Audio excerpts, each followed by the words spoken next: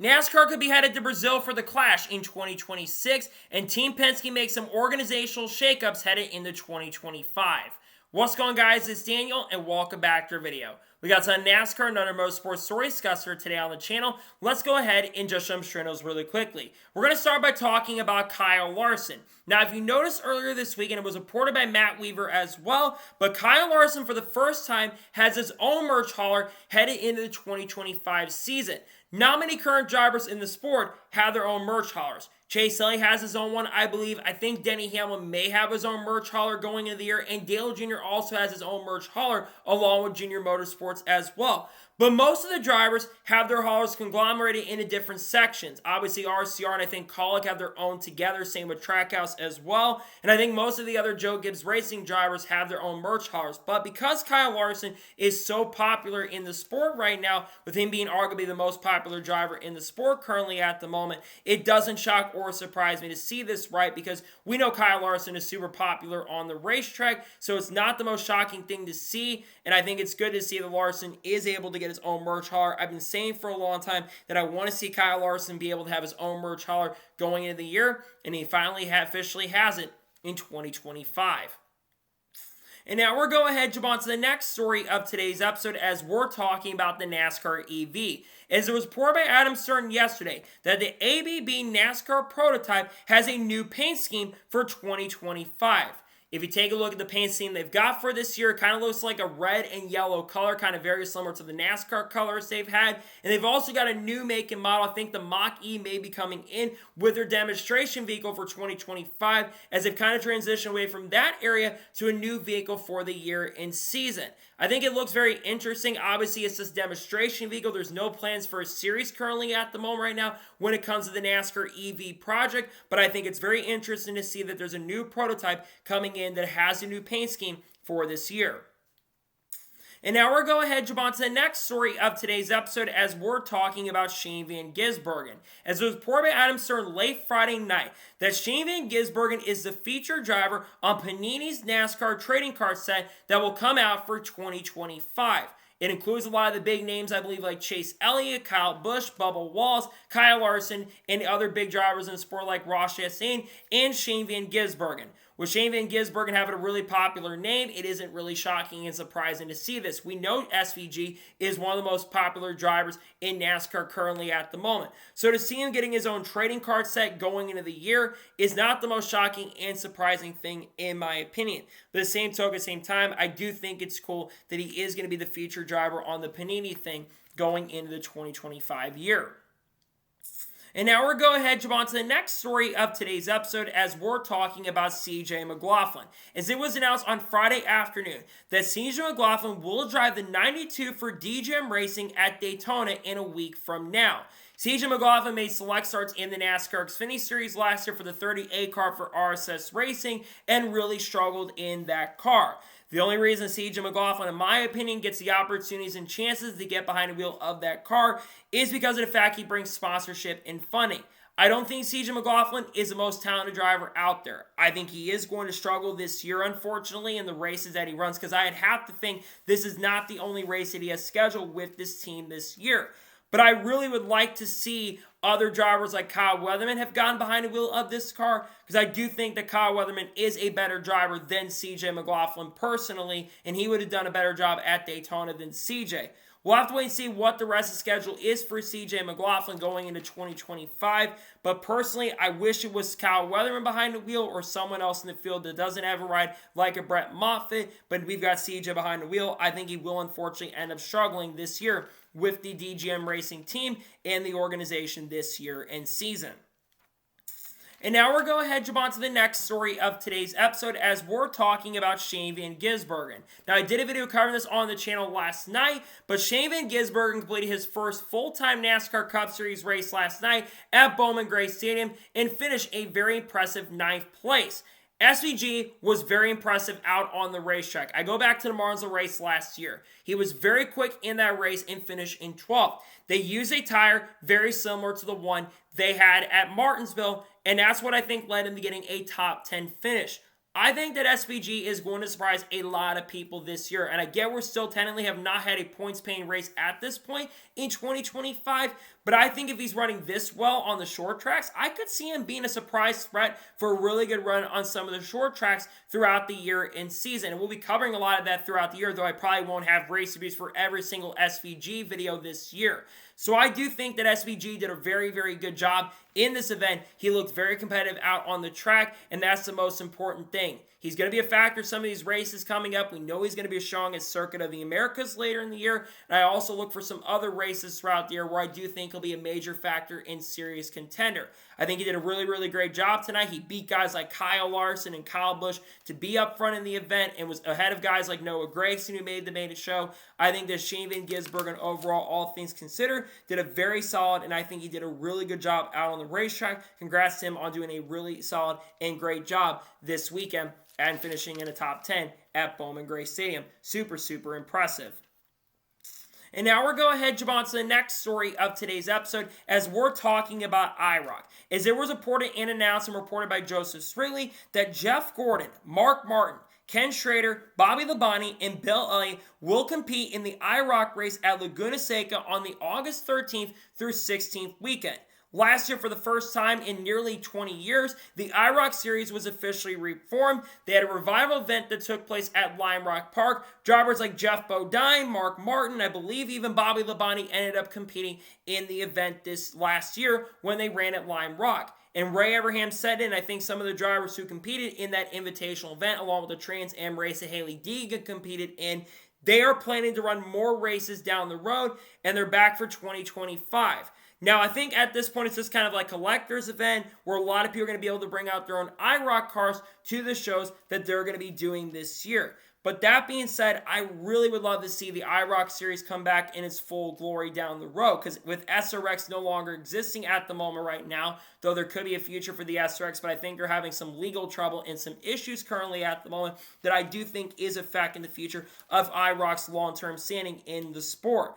But I think it is good to see that Jeff Gordon's getting back behind the wheel of the race car, because Jeff Gordon hasn't raced much in the last couple years. We know that every other driver has been active in some way, shape, or form. But with Ray Abraham's connection inside the sport, I think it's really good to see that IROC is going to be sticking around in some way, shape, or form. And I do think, like I said, it's great to see that it will continue in some way in 2025. Really excited to see that IROC will be coming back for some stuff in the 2025 season. And now we're going to jump on to the next story of today's episode as we're talking about AJ Allmendinger versus Cole Custer. Now, on Saturday, there was a lot of contact during the races that took place for the heat event. And one incident in particular that got a little bit of talking and attention was the incident between AJ Allmendinger and Cole Custer. Now, I believe it was in the fourth race, if I'm not mistaken, heat number 4. AJ Allmendinger and Cole Custer were battling really, really hard for the position to get inside the top 5 to make sure they didn't have to race in the last chance qualifier. About halfway through the race, there would be the moment that there would be a lot of contact. AJ Allmendinger, for some reason, thought he was clear, going down, I believe, the front straightaway. Of course, that safety rear was coming out the track just a little bit. They made contact, and AJ Allmendinger pretty much turned himself, and Cole Custer had nowhere to go, and they ended up running into the outside wall. And both, unfortunately, ended up having to race in the last chance qualifier. Now, they had a conversation after the heat races eventually concluded, and basically Cole Custer told Matt Weaver, who had a lot of really good coverage this week from Bowman Gray, he told him that basically he understands that we're at Bowman Gray, so there's going to be a lot of contact that is going to be taking place. However, Cole Custer has fired a warning shot. He has told AJ Allmendinger, if you continue doing this stuff at a lot of other races throughout the 2025 season, like let's say at Bristol in the middle of the year or Martinsville, there's a very good chance and possibility that maybe a fight's going to take place between us, or there's going to be some sort of retaliation that's coming, which retaliation, of course, could result in a suspension in 2025. I think both AJ Allmendinger and Cole Custer, they kind of have their flaws on the track. AJ's someone that kind of seems like doesn't always take responsibility and seems to get frustrated in his car. Well, you do have Cole Custer, who sometimes says he's going to do something, and then sometimes he doesn't really end up doing, and he never really sometimes walks the walk before he does the talking. He does a lot of talking sometimes, but he doesn't do the walking that he really should be doing.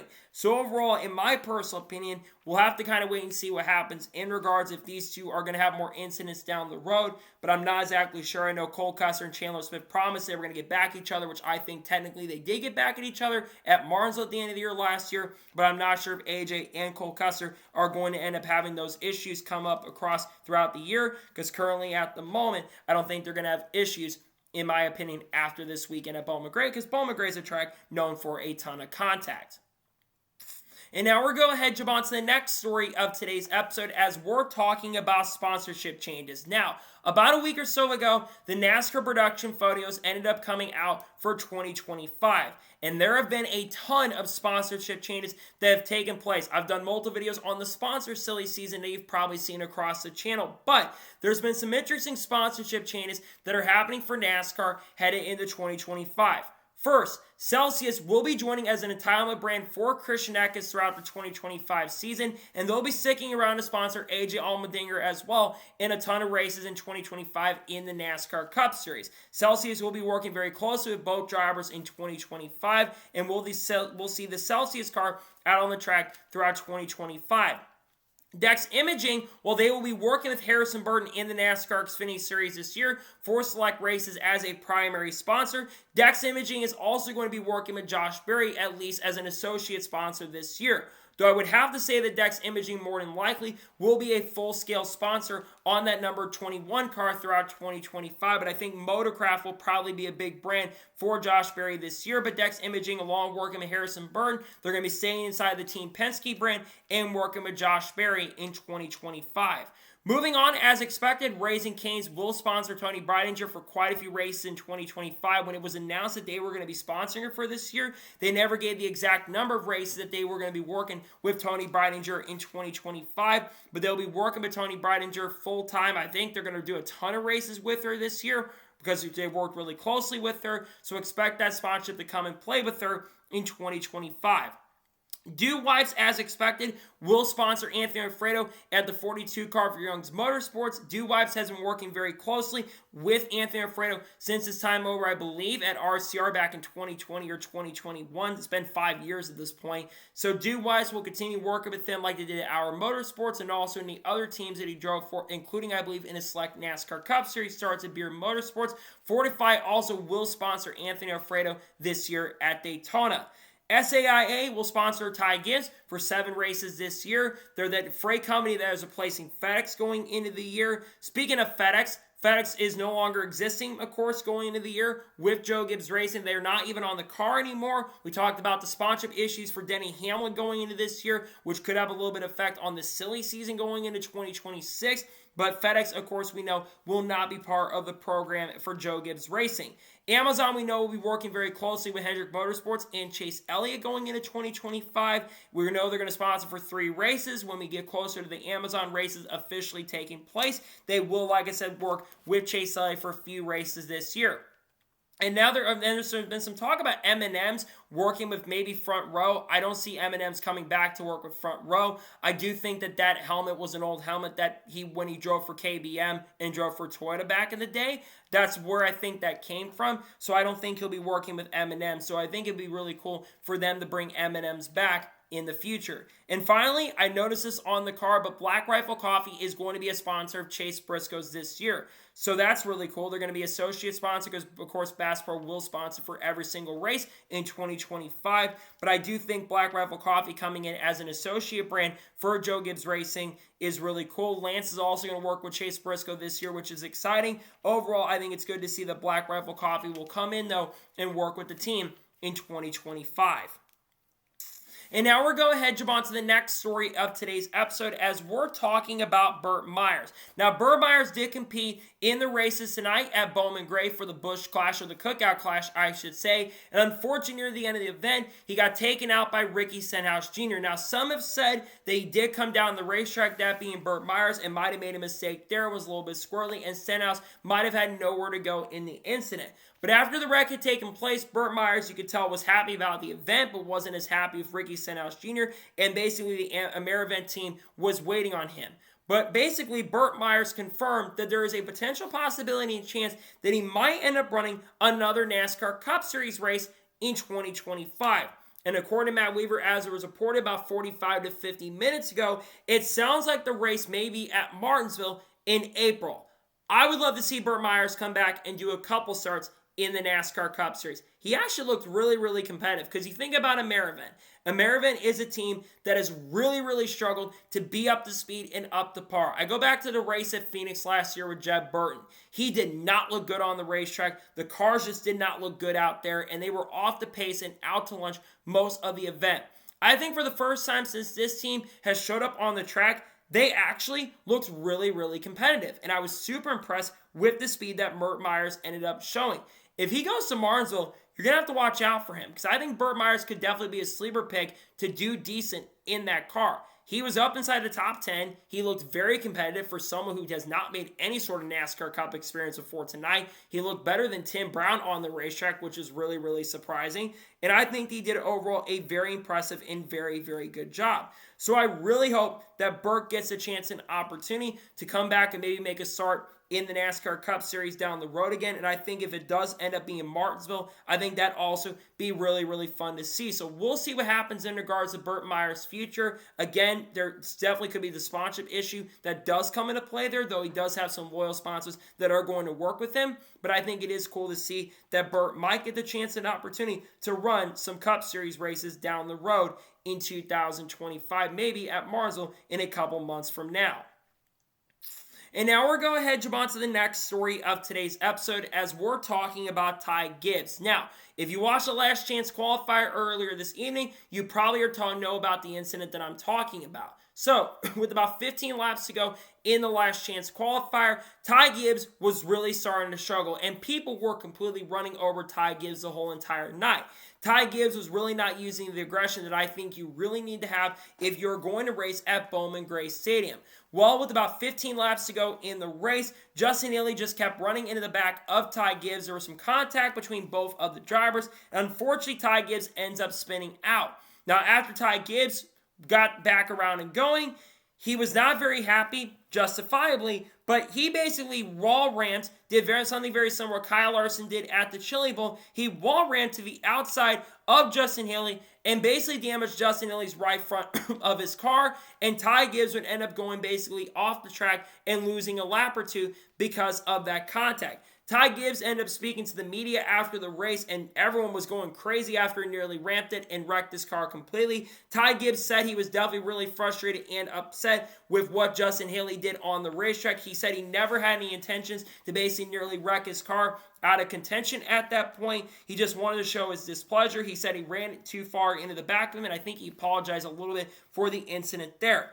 Look, I get that Ty Gibbs has every right to be frustrated. And I think, again, he has every right to be frustrated after getting taken out. People were not showing Ty Gibbs any respect at all on the racetrack. And I think especially for someone like Ty who wants to grow immature, he's going to have to kind of step up. Now, to be fair, he's had some incidents and he kind of looks like someone who's made some mistakes on the track. So I think some people really are not going to give him the fair shake that I think he may be needing at this point.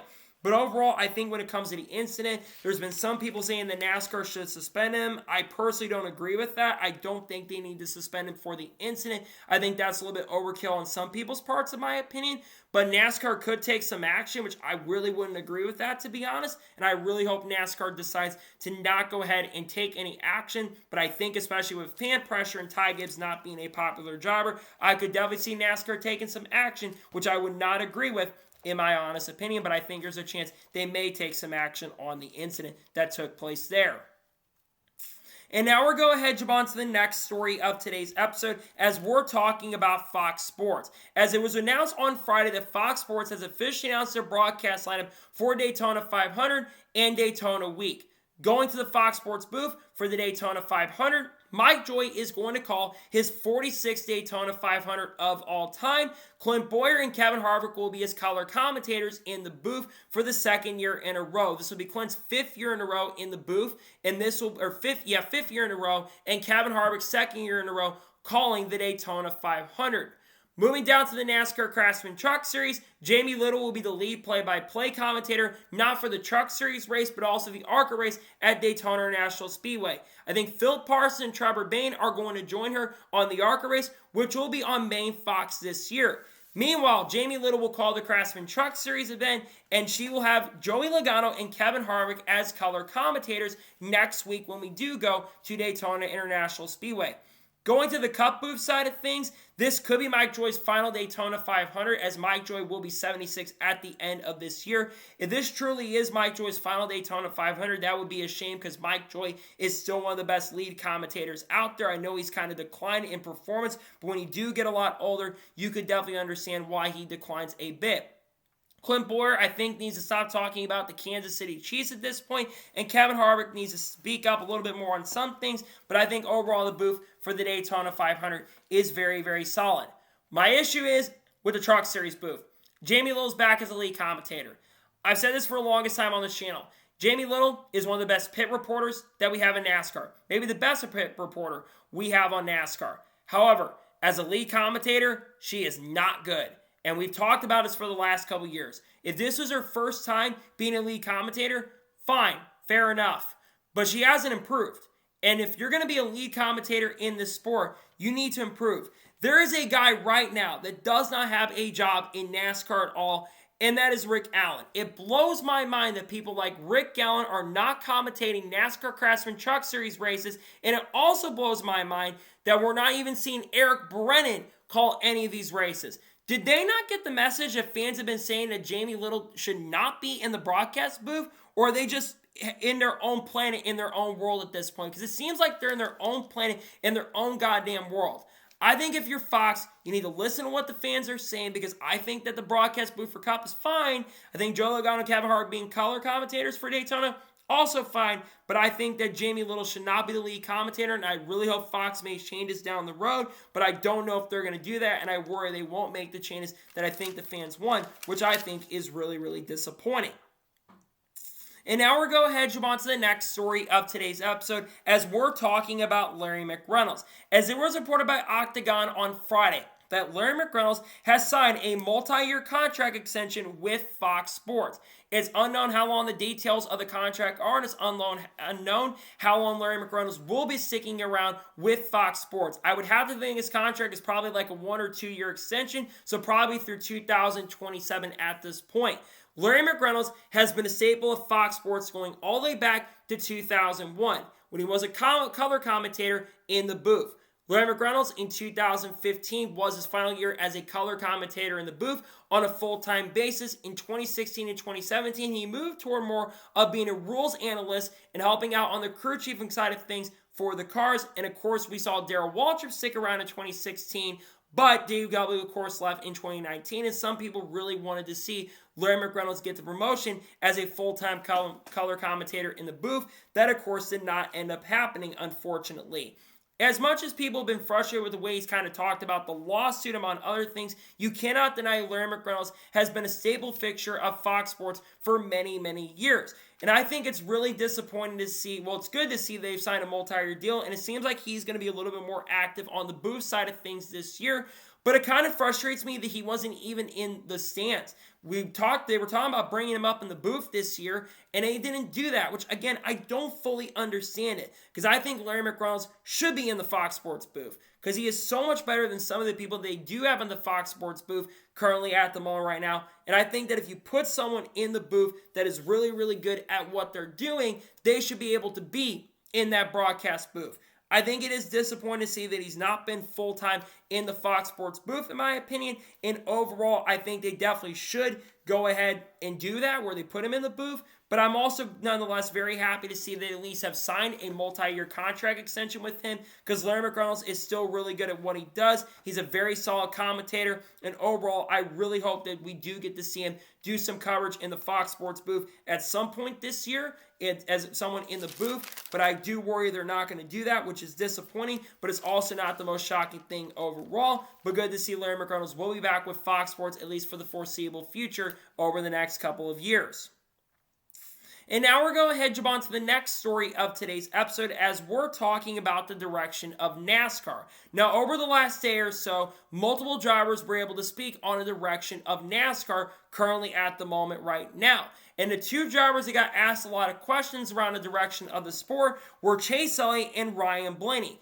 both of them pretty much had very similar opinions when it came to the direction of the sport. It seems like Ryan Blaney knows that there are some decisions that NASCAR has made that have not been the best in the aspect of the sport, but he also has said that the sport is going in a little bit of a positive direction. Chase Elliott kind of echoed those same things by basically saying that the sport is definitely going a little bit more of a positive direction, and some of the changes are making, like going across the country or going out of the country and going international like Mexico City and doing some of the things they're doing like racing at Bowman Gray Stadium. He thought that that was a major step in the right direction.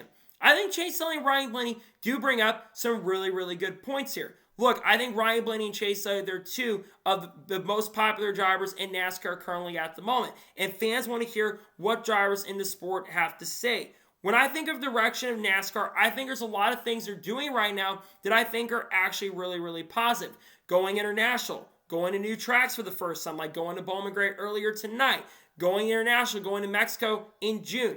I think that's a positive step. I also think some of the rules changes they made for this year going to 2025, I think that's a step in the right direction, like the damaged vehicle policy.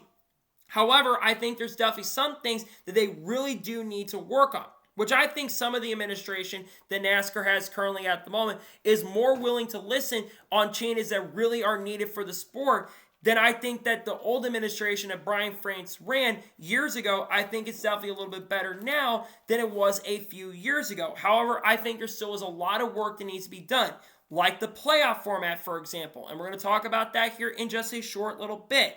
But I do think when it comes to the direction of the sport currently at the moment right now, I think there's definitely some good things going on with it, and I do think that there are some positives that definitely can be said about where the sport is headed currently at the moment right now. And I hope that we can see continued changes in the areas, fixing the championship format at the moment, making changes that are positive, finding a way to tell TV to be a little bit better on the broadcasting side of things, finding better ways for sponsorship. I think the lawsuit will be very interesting to see how that plays out between 2011 and Front Row and NASCAR right now.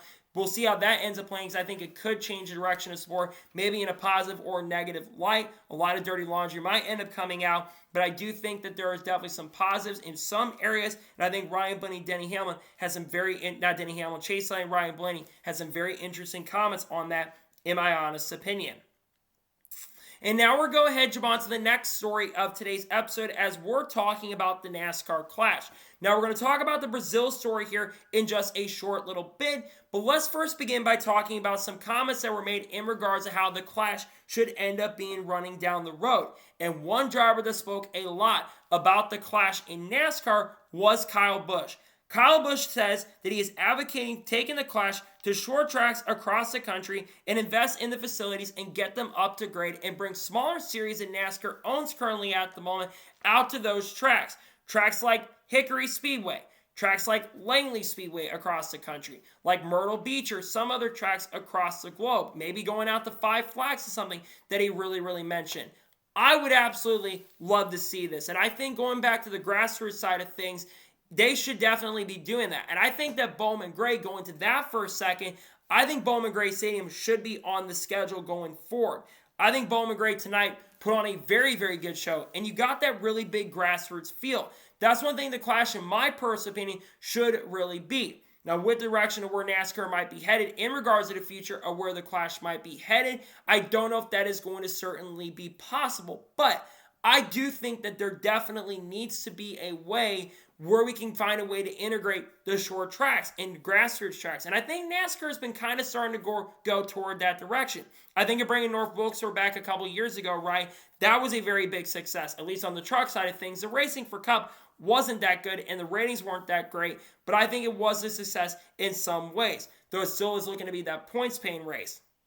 And then I think about the fact of them bringing back Rockingham, and people were super, super happy in the North Carolina area about Rockingham being brought back to the schedule. And there's been some tracks that NASCAR has been bringing back on their side of things very recently. Kingsport Raceway, that track recently NASCAR has acquired to start doing business. So we could see some racing there down the road.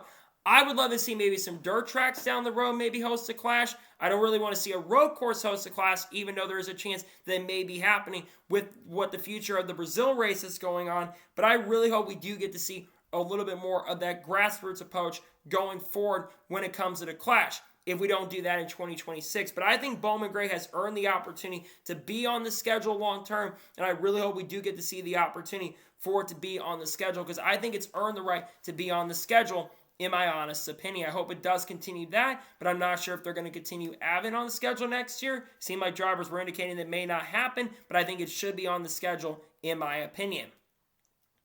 And now we're going to head on to the next story of today's episode, as we're talking about the NASCAR Championship and the championship format. Now, one of the biggest talking points throughout all of this offseason and going to the start of 2025 is how the championship was crowned last year.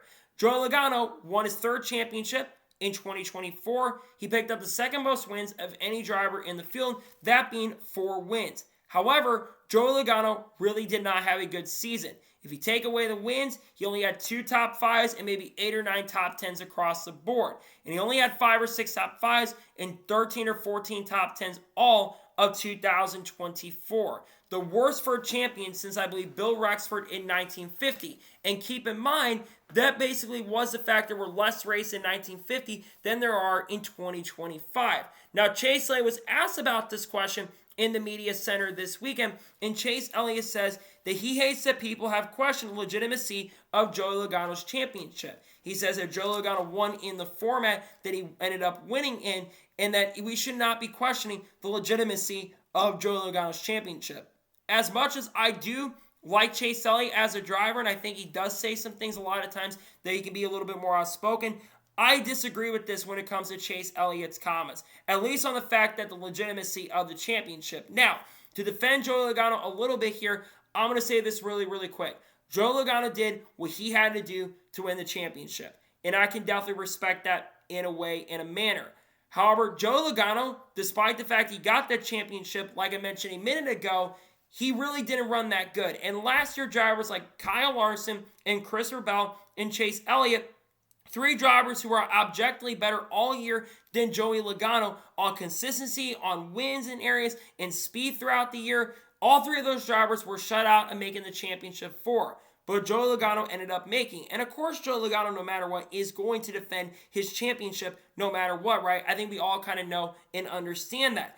But I think that some drivers, again, no matter what, and I think maybe is a little bit of the fact that they're worried they may get in a little bit of trouble with NASCAR, which I don't really understand that either. But I think when it comes to championship legitimacy, there are going to be questions about it no matter what format you're going to have. And I think sometimes maybe changing it, as Eric Eastsett mentioned on his channel not too long ago, I think that definitely can change the perception for some people. But I personally think when it comes to the championship, I think it should be a little bit more about consistency. I think it should be less about fully winning, and I think there needs to be a mixture. I think wins should matter, right? But I think there needs to be consistency, and I think that the original chase format, or the chase format they had in 2011, would have been the way to go with the playoff points. I think if we go back to the chase era and start doing that way, I think things would definitely be a little bit better. I think that's how we should crown a champion. Personally, yes, you're going to have flaws in that kind of system, but I do think there need to be changes to the NASCAR championship going forward, because I don't want to see drivers that are mediocre or miss race like Kyle Busch did in 2015, though Kyle Busch earned the championship the way he ended up earning it. I don't want to see a driver that was mediocre all year win the championship. I want the most legitimate drivers in the field to go on and win these championships overall, in my honest opinion. And now we're going to head on to the next story of today's episode, as we're talking about the open exemption provisional. Now remember, it was announced a couple weeks ago that NASCAR has a new OPE clause that is going to be coming in 2025, where there can be a 41st car in the field if someone fails to qualify that is able to apply for the OPE. Now you have to apply for this OPE 90 days in advance, and you have to be an elite former driver that's full-time, that being Mark Truex Jr. or Jimmy Johnson or someone like a Carl Edwards, Kurt Busch, all that kind of stuff. Or you have to be a driver that's is looking to come in from a different breed and had a lot of elite class in different forms, like Elio Castroneves will be trying to do in this year's Daytona 500. And a lot of drivers had their opinions on the OPE this weekend. First, Kyle Busch speaking to the media early in media day yesterday, he basically kind of had a little bit of a different opinion. He's still kind of fluctuant and doesn't really know exactly what to fully say on it, but he didn't really give a big opinion. Austin Dillon had a more positive approach in regards to the OPE, where he basically said that he actually kind of welcomes the open extension provisional, and he basically would love to see drivers from different forms of racing, like a Lewis Hamilton or Max Verstappen, come on in and race in NASCAR and get in officially in. But the driver who had the most outspoken opinion on the open extension provisional was none other than Denny Hamlin. Denny Hamlin is not a fan of the open extension provisional, and Jennifer Fryer was trying to talk to him about it, and they kind of were going back and forth a little bit about it, and Denny Hamlin basically kind of said this, and I think he said this on his podcast as well with Dirty Mo, and he basically said that he thinks that the open exemption provisional is like a little bit of a desperation approach from NASCAR. Basically saying that NASCAR is just using this for desperation, and it feels like a little bit of a desperation attempt from NASCAR's end in front. I definitely can see this from both sides. On one hand, I do agree with the fact that it does feel like a little bit of a desperation attempt. You're trying to basically tell drivers, hey, get a little bit of a free, easy pass to come in the sport and not have to go through a bunch of different hoops to get behind the wheel. I can understand that from that front. But at the same time, you want to be able to find a way to attract some of these other drivers into the sport and bring drivers in from other countries or bring drivers that are elite into the field. And I also think we talk about this when it comes to the fact we lock drivers in automatically. Let me remind you, 36 teams are guaranteed every single race a spot. 36 charter teams are guaranteed spots. So talking about an extra driver getting locked into a race, I don't completely agree with Denny Hamlin there. I think a driver being locked in, I would love some day maybe down the road for basically not every driver to be locked into a race. But obviously with the charter agreement that NASCAR has currently at the moment right now, I don't think that's going to change anytime soon, unfortunately, which is also a little bit disappointing. But I do agree that it feels like a little bit of a desperation attempt, trying to say, hey, Max, hey, Lando, hey, come to the sport and race in it and not really earn your way into it. We're going to guarantee you a spot no matter what. Now, the OPE is nothing new, right? We've seen stuff like this in short track racing. There's a short track provisional. We saw this with Dale Jr. Dale Jr. was guaranteed a spot in the South Carolina 400 with his Budweiser car because had they not guaranteed a spot in, a lot of fans would have left. And after Jr. fell out of the race, a lot of fans ended up leaving and not staying for the remainder of the South Carolina 400. Some of it to beat the traffic, but others because they just didn't want to stick around and stay around for the event. As a whole, I kind of understand where the drivers that are for it and against it are coming from, and I think there's always some very interesting ways to go out about this. I think there's some good things for sure when it comes to the OPE, and I do think there's some negatives in regards to the open extension provisional. I think there could be some positives that come out from this because I think there's some legendary drivers that could end up showing up down the road with this new OPE coming into play in 2025. So it's going to be interesting to see how this plays out throughout the next couple of years in regards to the open extension provisional coming in for 2025. I feel like it's a little bit unnecessary in some ways, but at the same token, at the same time, I think there is some necessary stuff around it, in my honest opinion. And now we're going to go ahead and jump on to the first of two major stories in today's episode as we're talking about Tim Cindric. As it was announced a couple days ago on Friday that Team Penske is making organizational changes going into 2025. As Tim Cindric confirmed to Roger Penske and the Team Penske organization that he has decided to take a step back at Team Penske. He will no longer be overseeing day-by-day operations and is no longer the president of Team Penske. Now, to be clear, Tim Cindric is not leaving Team Penske all around. He is still going to be working with Team Penske for the long term and the foreseeable future with the program, but he's going to be starting to take a little bit more of a step back approach. Tim Cindric did release a statement basically saying that he has had a lot of fun being with the team and being the right-hand man of Roger Penske for the last 25 years, but he feels like with him starting to get a little bit older, he feels like he kind of wants to start taking a little bit of that step back approach. Like I said about Tim Cindric has been with Team Penske for a long time and many, many years, going all the way back to the late 90s, in the early 2000s, and he's been there to see Team Penske's rise of success in NASCAR in the mid-2000s and see basically them win multiple championships. However, I think one thing that really played a role in him making this decision is the St. Petersburg incident in IndyCar, right? We all know that Tim Cindric was running the operation at that point. Team Penske got in a lot of trouble for cheating, in a sense, with the push-to-pass scandal that took place in St. Petersburg, and we saw Tim Cindric end up getting suspended. I think had that not happened, I think Tim Cindric would still be around, at least fully, and probably wouldn't have made a decision on his own. Now, why are we talking about Tim Cindric? Well, Tim Cindric is the father of Austin Cindric, who is the current driver of the 2-car for Team Penske. Austin Cindric has been in that 2-car for the last 3 years, and he's been able to have a safety net with Tim Cindric being the president of the team. With Tim Cindric no longer being the president of the team and the organization anymore, this could have a major effect on Austin Cindric long term. Why? Well, Austin Cindric is, like I said, the son, right? And Austin Cindric is a driver who, in my opinion, has kind of underachieved in that number 2 car. In the 3 full-time seasons he's been behind the wheel of that number 2 car, he's only had one really good season, and that was 2022 as a rookie, where he won the Daytona 500 and actually put up some really solid statistics and nearly made it to the round of 8 in 2022. Now, to his credit, he did win that race at Gateway in 2024, which I was at that race to attend, and he had one of his better runs there. But he's had very strong runs in the last couple of years. Austin Cindric is really, especially now with the news of Tim Cindric stepping back a little bit, he is going to have to start stepping up to the plate and start performing a lot better. Otherwise, the farther Tim Cindric gets away from working with the team, the more likely that he will lose his seat at that program. And I get that Austin Cindric is a very young driver. He will only turn 27 years old at the middle portion of the season. But we really need to start seeing some improvement from Austin Cindric, considering the fact you've got some really good young talents who I think have potential to get behind the wheel of that number 2 car. Todd Gillen is a prime example. Todd Gillen's been on the radar of Team Penske in the past, so I could definitely see him taking over the 2 car long term, and maybe Cindric going to 34, especially with the fact that Front Row has a pretty tight alliance with Team Penske at this point. You've got Zane Smith.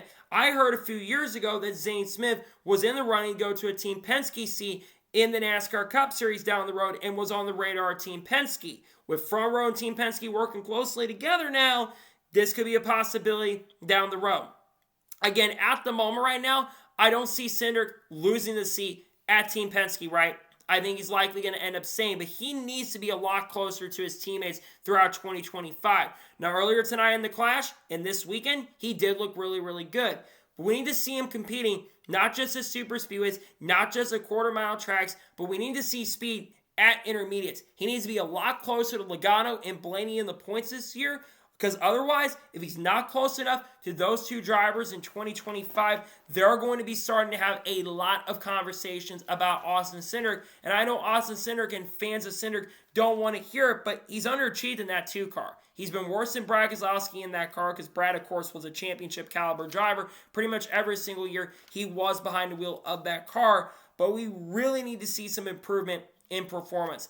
Otherwise, like I said, there's a very likely chance and possibility that Austin Cindric in the next couple years could lose his seat. Now, if Austin Cindric performs very, very well, he won't have any issues. He'll be able to stay in that car. But again, we really need to see him take some steps forward going into 2025. I'm not quite sure if that is going to be able to take place at this point.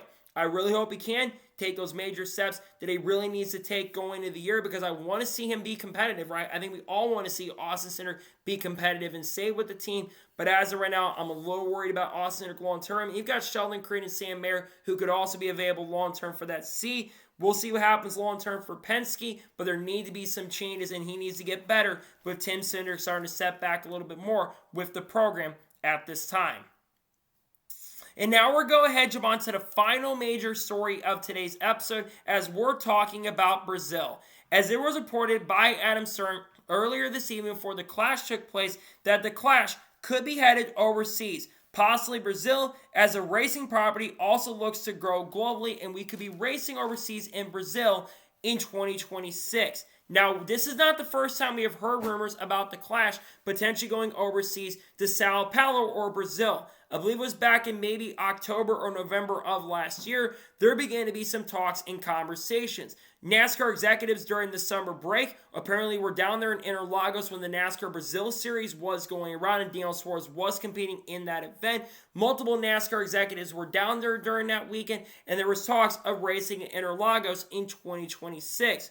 So this doesn't shock me or surprise me. And NASCAR has been looking to expand outside of the United States, which for the first time in basically almost 60 years, there is going to be a points-paying NASCAR Cup Series race that is going to be taking place outside the U.S., and that is going to be taking place in Mexico in June. So about 4 months from now at this point. But NASCAR has been rumored to be expanding outside of the U.S. and taking the Clash to Sao Paulo. And if they're looking to go to Interlagos, that is a road course. And road course racing in action era, let's be real and honest, has not been the greatest overall. However, and I'll talk about this really quick, I think there definitely is going to be a lot of pushback against this in some areas. On one hand, I definitely would like to see more international expansion. If it works out very, very well for Mexico and a lot of people show up, which I think there are going to be a lot of people that are going to show up to the race at Mexico City later this year, I also do think that that is going to be a positive. However, I worry about the situation with finances. NASCAR has talked about for so long of cost cutting, making changes on the cost cutting front end aspect. They've taken away a lot more practice. Now, granted, there is a little more practice in the NASCAR Cup Series in 2025. We've got an extra practice session for the Daytona 500 next week. And there also, of course, is going to be some other stuff going on at Daytona, and some other tracks have more practice going into the year. Truck Series has 8 or 9 races with practice sessions. Cup is like 8 or 9 races this year with the new tracks coming in like Mexico City. And same thing with Chicago and all the Crown Jewels. They've all got extra practice sessions in 2025.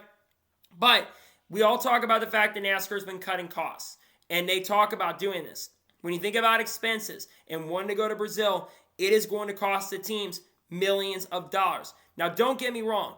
Going to Brazil, I think, would be really, really awesome to happen. And I think it would be very fun for them to go do it. But I think when it comes to the Clash, and I mentioned this, I do think we should be doing it more in the United States. I would love to see the grassroots approach. Now, they don't go back to Bowman Gray in 2026, let's just say.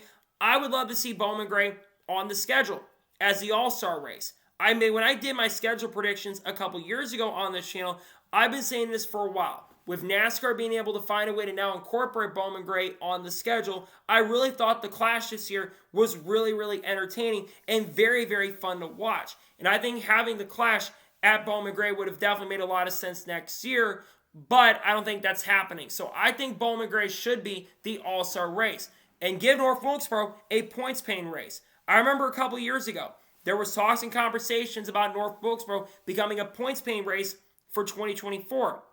And then for 2025, around the Easter weekend. That still has not happened at this point. And I think as much as I like North Wilkesboro being the All-Star race, I think it would make a lot more sense for it to be a points-paying event. It's a 400-lap race, and I think the racing will be definitely very entertaining at North Wilkesboro. I know the next-gen car hasn't raced great there, but I think if they can get the short track package down a little bit more, I think it'd be a lot better.